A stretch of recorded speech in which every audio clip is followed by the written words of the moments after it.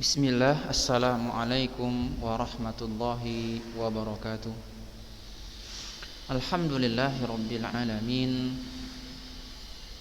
Hamdan tayyiban katsira. Wa khalaqa kulla syai'in faqaddarahu taqdira. Asyhadu an la ilaha illallah wahdahu la syarikalah. Wa asyhadu anna Muhammadan Abdullah wa rasuluh. Ba'athallahu an-nabi ba'athallahu baina yaday sa'ah basyiran wa nadhira wa da'iyan ila Allah bi'idnihi wa sirajan munira. Amma ba'd. Alhamdulillah, kita kembali bersyukur kepada Allah Jalla wa Ala atas limpahan rahmat dan nikmat yang tak terhingga banyaknya yang diberikan kepada kita semua.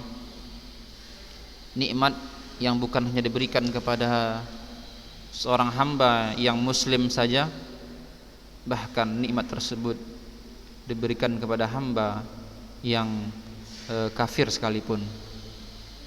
Begitulah Allah Subhanahu wa taala Maha Pengasih kepada makhluknya.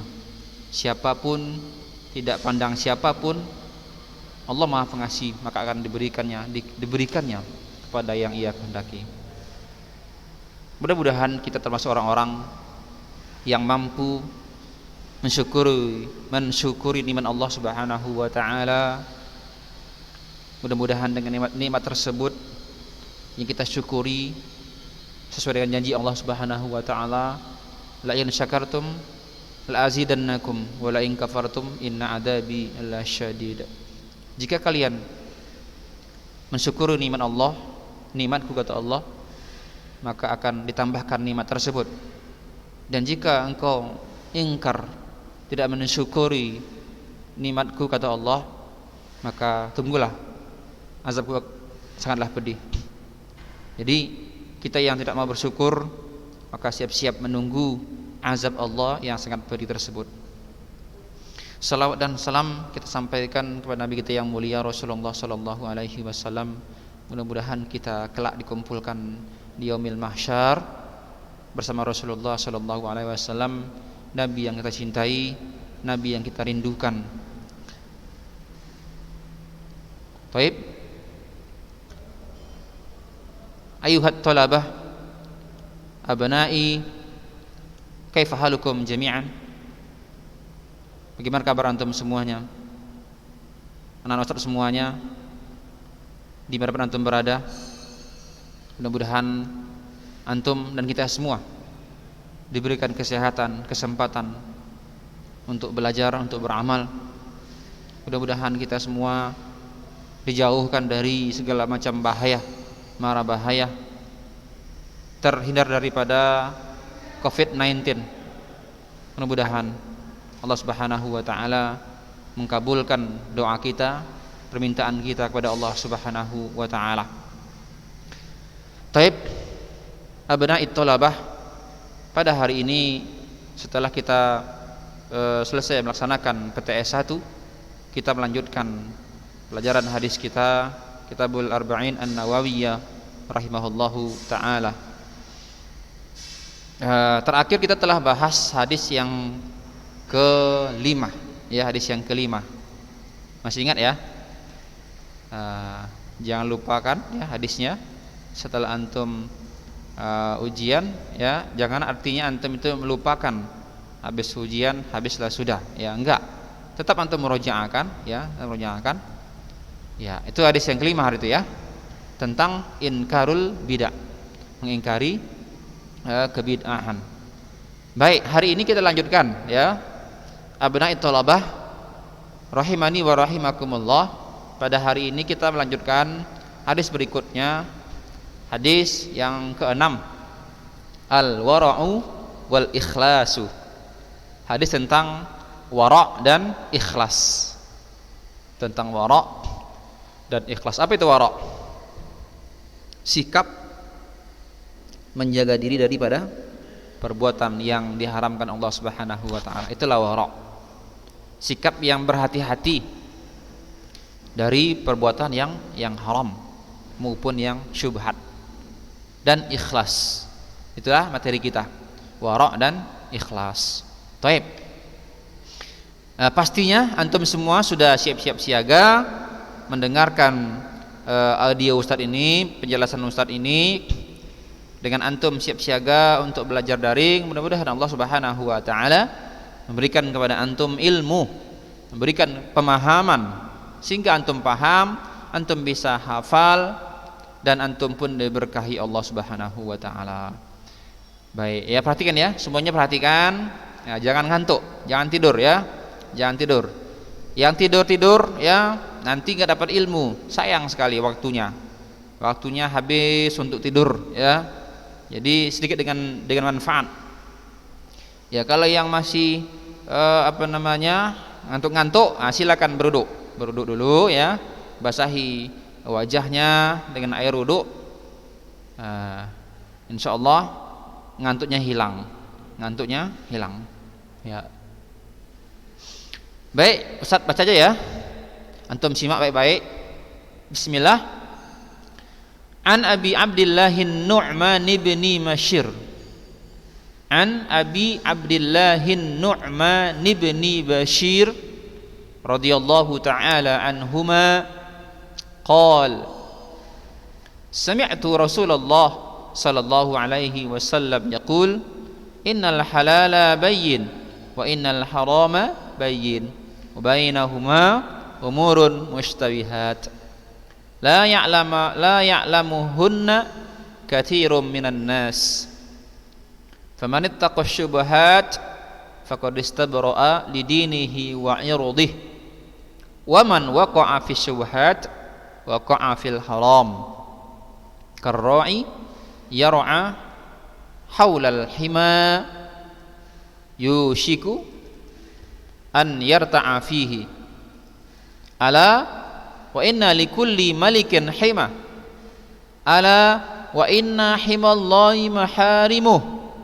ala wa inna fil jasadi mudghah idza salahat salahal jasadu kullu wa idza fasadat fasadal jasadu kullu ala wa hiyal qalb rawahul Bukhari wa Muslim. Nukarrir marratan saniyah istami'u jayidan. An Abi Abdillah bin Nu'man ibn Bashir. An Abi Abdillah Nu'man ibn Bashir radhiyallahu ta'ala anhuma qala sami'tu Rasulullah sallallahu alaihi wasallam yaqul innal halala bayyin wa innal harama bayyin wa bainahuma umurun mushtabihat la ya'lamuhunna katsirun minan nas faman ittaqa syubuhat faqad istabra'a li dinihi wa 'irdihi wa man waqa'a fi syubuhat waqa'a fil haram karra'i yar'a haulal hima yushiku an yarta'a fihi ala wa inna likulli malikin hima ala wa inna himallahi maharimuh ala wa inna fil jasadi mudghah idza salahat salahal jasadu kullu wa idza fasadat fasadal jasadu kullu ala wa hiyal qalb rawahul Bukhari wa Muslim. Taib, kita artikan ya supaya paham antum. Hadis yang ke-6 tentang wara' dan ikhlas.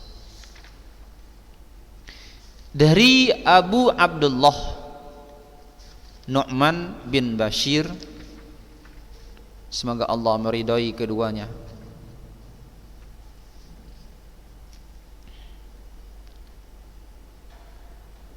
Ia berkata, sami'tu, saya telah mendengar Rasulullah sallallahu alaihi wasallam yaqulu, beliau sallallahu alaihi wasallam bersabda, Innal halala, sesungguhnya yang halal itu bayyin, jelas. Wa innal harama, dan sesungguhnya yang haram itu bayyin, juga jelas. Wa bainahuma, dan di antara keduanya, yakni di antara halal dan haram itu umurun ada perkara-perkara mustabihat yang samar-samar, la ya'lamuhunna, yang tidak diketahui, katsirun, kebanyakan, minan nas, di antara manusia. Tidak banyak diketahui oleh sebahagian manusia. Famanittaqa syubhat, faman, maka siapa, ya,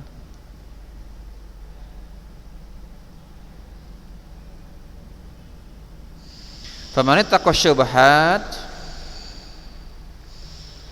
faman, maka siapa, ittaqo, yang menjaga diri.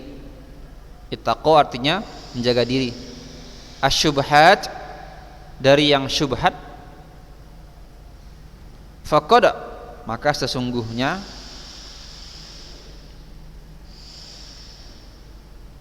istabra'ah, ia telah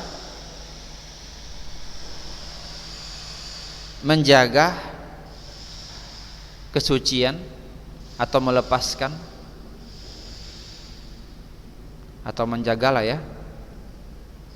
Faqad, maka sesungguhnya istabra'ah, ia telah menjaga kesucian, lidinihi, agamanya, wa irdihi, dan kehormatannya. Wa man waqa'a, dan siapa, waqa'a, yang terjatuh, fi syubhat, dalam perkara-perkara syubhat, waqa'a fil haram, waqa'a, ia jatuh, fil haram, pada perkara-perkara yang haram. Karru'i, seperti pengembala, yar'a, yang ia mengembala,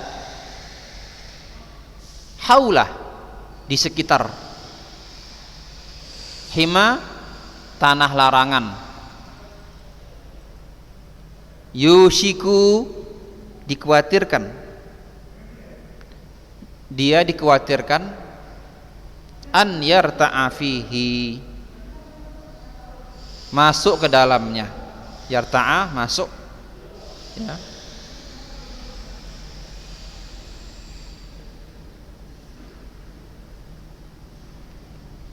Ala, ketahuilah, wa inna, dan sesungguhnya, likulli, bagi setiap, malikin, raja, hima, tanah larangan. Wa inna likulli malikin, dan sesungguhnya bagi setiap raja, himan, memiliki tanah larangan. Himan artinya apa? Tanah larangan.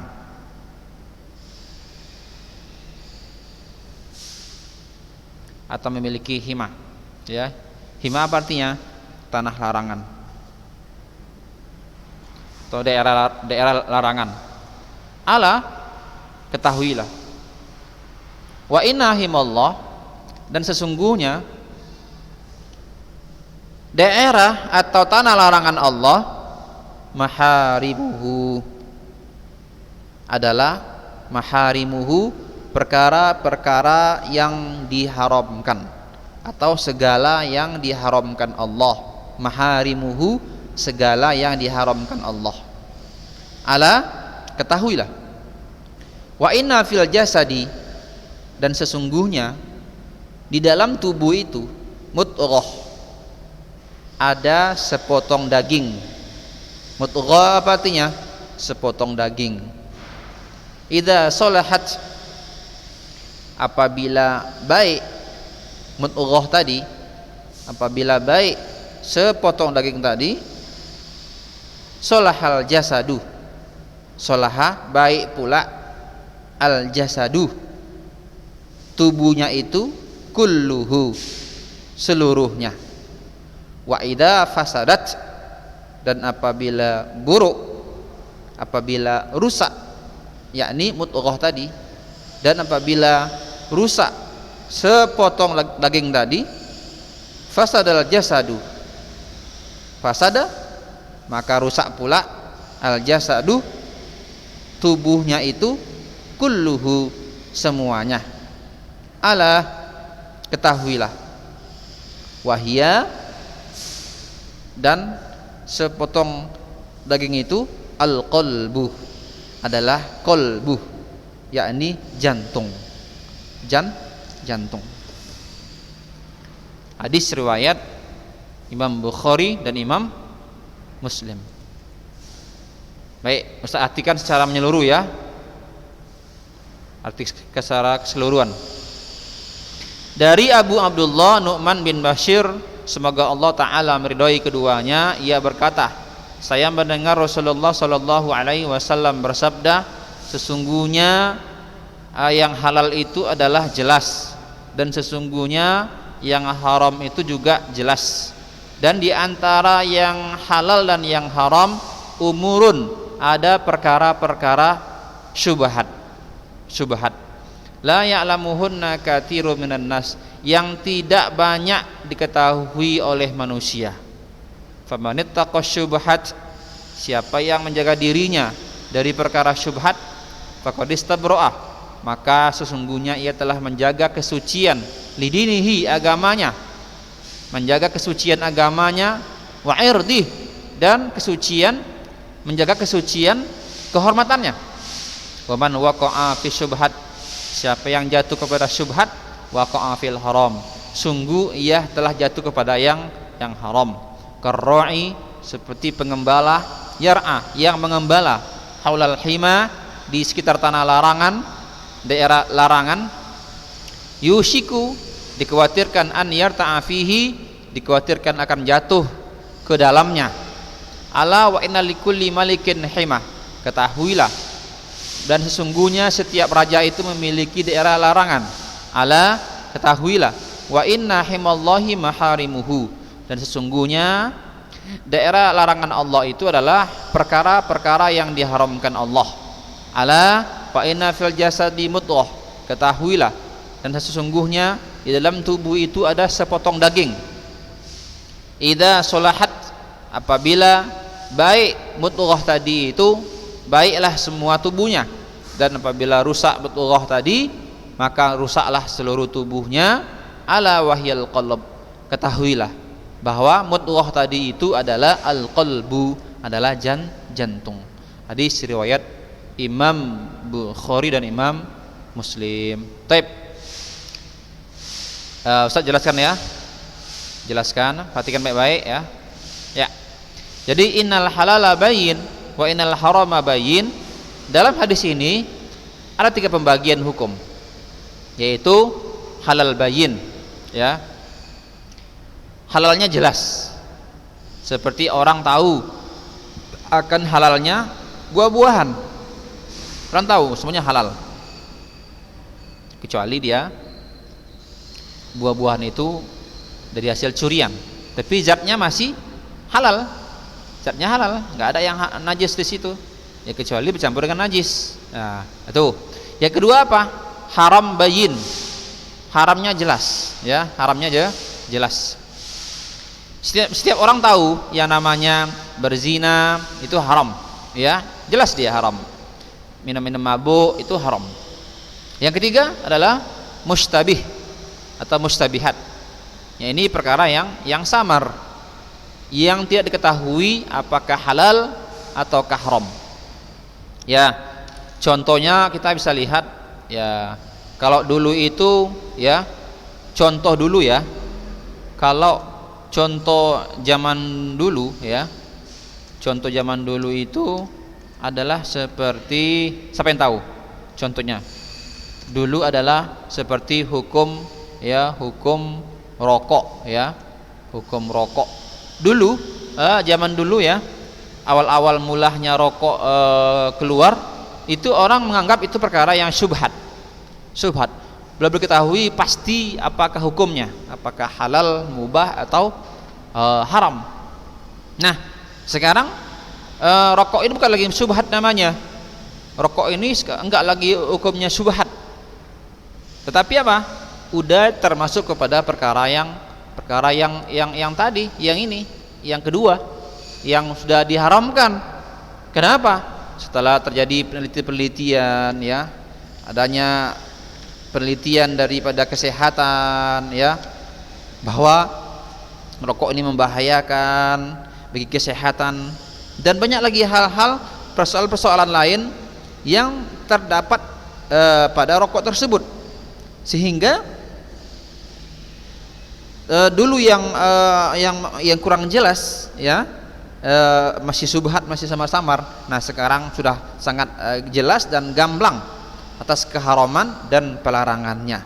Ini contohnya itu ya, dan lain-lain misalnya tentang masalah yang syubhat ya. Ini ya. Berikutnya, la ya'lamuhunna katsirun minan nas. Maksudnya apa? Bahwa perkara mutasyabbih ini diketahui oleh orang banyak, namun banyak juga yang tidak mengetahuinya. Masalah yang syubhat ini banyak yang tahu ya, orang banyak yang tahu, cuman banyak juga, hampir berimbang juga orang yang tidak mengetahui. Ini kenapa? Kenapa enggak tahu? Kenapa banyak orang yang enggak tahu masalah syubhat ini? Ini faktornya diantaranya adalah sedikitnya ilmu ya, sedikitnya ilmu. Ini faktor ya, faktor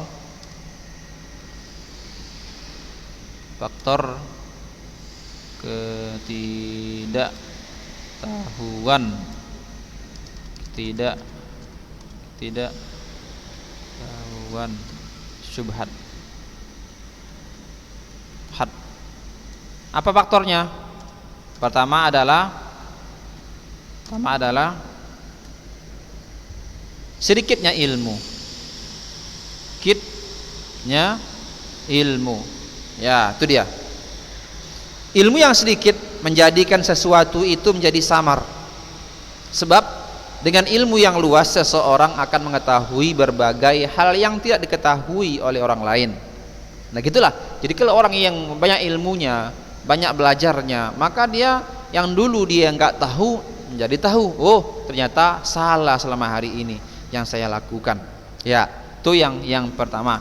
Yang kedua, kenapa banyak orang yang jatuh kepada syubhat? Karena sedikitnya pemahaman, sedikitnya pemahaman ya. Maksudnya apa? Maksudnya adalah pemahaman yang lemah. Sekalipun jumlah orang yang memiliki ilmu banyak, akan tetapi mereka tidak memahami, maka kondisi yang demikian akan membuat perkara menjadi samar walaupun dia belajar banyak. Jadi gak jaminan juga, orang yang banyak belajar gak jaminan akan benar pemahaman, selamat dari pemahaman yang keliru. Makanya perlu belajar dengan ahli-ahlinya, kepada yang berilmu. Makanya dalam agama kita ini yang namanya belajar, tidak sembarangan belajar, apalagi kebiasaan belajar otodidak. Belum tentu apa yang kita pahami itu sesuai dengan maksud daripada agama kita. Makanya belajar kepada yang ahlinya, supaya apa? Supaya menghindari kesalahpahaman ya. Itu yang kedua. Yang ketiga adalah kenapa kita tidak mengetahui yang samar itu? Kurangnya penelitian. Nah jadi orang yang kurang meneliti dan kurang pembahasan, ya, kurang meneliti, kurang membahas ya, kurang menggali, kurang mengamati ya, tidak mau berusaha dan enggan untuk capek-capek dalam rangka melakukan riset, pembahasan, penelitian dan berusaha untuk memahami makna, semua itu dengan alasan dan dalih tidak adanya keharusan dalam masalah tersebut. Itu semuanya dalihnya apa? Dalihnya itu kan nggak wajib, itu kan nggak wajib katanya, itu kan nggak harus. Meneliti kan nggak harus, itu para ulama saja yang meneliti, yang membahas. Akhirnya apa? Karena dia kurang meneliti, kurang menganalisa, maka yang tadi syubhat masih samar-samarlah yang ia dapatkan. Berikutnya apa lagi? Niat dan tujuan yang jelek, ya. Niat dan tujuan yang jelek. Jadi orang yang niatnya nggak bagus, ini juga mempengaruhi akan adanya kesamaran dalam pemahaman dia beragama ini. Ini adalah sebab yang paling besar, yaitu dengan seseorang tidak mempunyai niat dan tujuan, melainkan hanya untuk membela dan mendukung pendapat pribadinya semata, sehingga akhirnya dia tidak menentukan, memutuskan bahwa suatu hukum itu benar atau salah. Nah, barang siapa yang memiliki niat seperti ini, maka dia tidak akan mendapatkan dan tidak sampai kepada ilmu. Kita memohon kepada Allah keselamatan kepada Allah, karena sesungguhnya orang seperti ini hanya meniatkan dari sebuah ilmu untuk mengikuti hawa nafsu. Ya itu diantaranya ya faktor-faktor penyebab terjadinya syubhat. Ya, faktor terjadinya syubhat. Ya, berikutnya hadis Nabi, famanittaqo syubhat, siapa yang menjaga diri daripada syubhat, yakni menjauhi dan meninggalkannya. Jadi siapa yang meninggalkan syubhat, faqad istabara'a, maka sungguhnya ia telah melepaskan dirinya, menjaga kesucian dirinya dan kehormatannya, agamanya. Maksudnya apa? Adalah berupaya melepaskan diri ya dari syubhat. Jadi berusaha semaksimal mungkin. Ada perkara syubhat di hadapan kita, maka kita berupaya untuk melepaskannya. Berarti dia telah apa? Telah melepaskan, telah menjaga agamanya dan kehormatannya. Didinihi, yakni antara dirinya dengan Allah Subhanahu wa taala, karena agama milik Allah. Jadi kalau dia menjaga perkara yang syubhat, berarti dia telah menjaga dirinya dengan Allah. Kemudian wa irdihi, berarti menjaga diri dia dengan manusia. Kenapa? Karena akan mempengaruhi kehormatan seseorang. Ini berhubungan dengan manusia. Jadi kalau orang yang tidak menjaga dirinya dari perkara yang syubhat, maka nama baiknya akan tercemar. Itu berkaitan dengan apa? Dengan manusia. Maka dia pun di sisi manusia dipandang hina, telah mencemari nama baik, namanya sudah buruk. Berikutnya, wa man waqa'a fi syubhat waqa'a fil haram. Kalimat di atas ya, ini merupakan syarat. Siapa yang begini-begini ya, siapa yang jatuh kepada syubhat, maka jatuh kepada yang haram. Ini adalah kalimat syarat ini. Syarat ya, misalnya gini, kalau kamu nanti belajar, maka insya Allah kamu sukses. Kalau nanti kamu bekerja, maka kamu dapat duit, insya Allah, nah, gitu kan? Itu namanya kalimat syarat, ya, kalimat syarat. Waqa'a fil haram, ya, maka jatuh kepada yang haram. Maksudnya apa? Kalimat ini ada dua kemungkinan.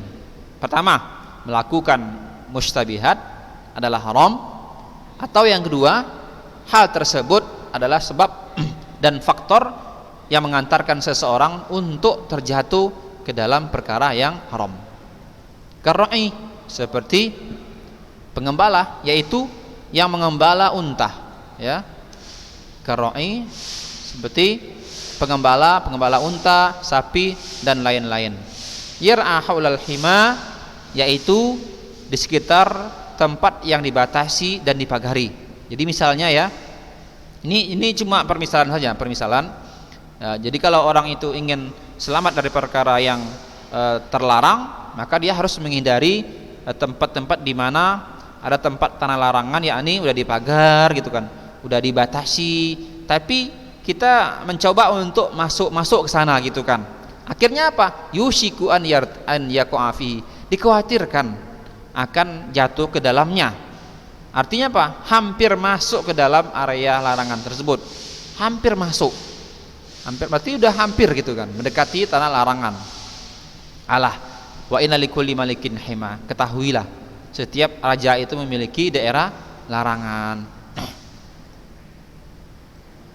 Ala wa inna himallahi maharimu, yaitu sesungguhnya daerah larangan Allah adalah perkara-perkara yang Allah haramkan. Maka hati-hatilah jangan sampai mendekatinya.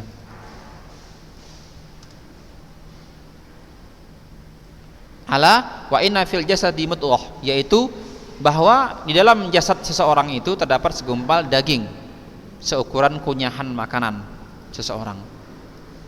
Idza solahal jasadu kullu wa idza fasadal jasadu kullu ala wahyal qalb. Jadi hadis ini Nabi menyatakan balasan setelah penyebutan syarat. Kapanpun hati itu membaik ya, kapanpun hati itu membaik, maka jasad pun akan membaik juga. Sebaliknya, jika hati itu menjadi rusak, maka seluruh tubuh pun akan jadi rusak dan jeleklah ya, jelek. Ayuhat thalabah abnai rahimani wa rahimakumullah ya. Jadi itulah ya seputar penjelasan daripada hadis yang ke-6 ini ya. Mudah-mudahan antum dapat memahaminya sehingga antum pun mudah untuk beramal ya, mengamalkan agama ini. Antum pun diberikan pemahaman yang baik, yang bagus, sehingga antum pun mudah untuk hafal dalam hadis yang ke-6 ini. Mudah-mudahan ya. Jika ada yang kurang jelas, yang kurang paham, silakan dijapri Ustadz, silakan tanyakan via WhatsApp. Taib ilahuna. Mudah-mudahan kita diberikan kesempatan untuk melanjutkan pertemuan berikutnya, hadis yang ke-7 insyaallah. Naktatim, kita akhiri dengan lapas subhanakallahumma wa bihamdik asyhadu an la ilaha illa anta astaghfiruka wa atubu ilaik. Wassalamualaikum warahmatullahi wabarakatuh. Terakhir Ustaz ingatkan yang belum menyetor hafalan, maka silakan japri Ustaz bahwa antum sudah siap untuk diuji hafalannya. Dan yang masih belum ujian praktek ataupun tulisan, silakan hubungi Ustadz segera, karena masih ada waktu beberapa hari lagi, 4 hari lagi, 3 hari lagi lah ya, masih ada waktu sampai hari Rabu, ada kesempatan. Jadi silakan nyetor hafalan atau ujian PTS dan juga ujian tulisan, silakan ya, silakan yang belum, karena masih banyak. Kalau perhitungkan ini ada sekitar 80% lagi yang belum ujian, baik praktek ya, juga ada yang belum ujian tulisan. Ya, barakallahu fikum. Assalamualaikum warahmatullahi wabarakatuh.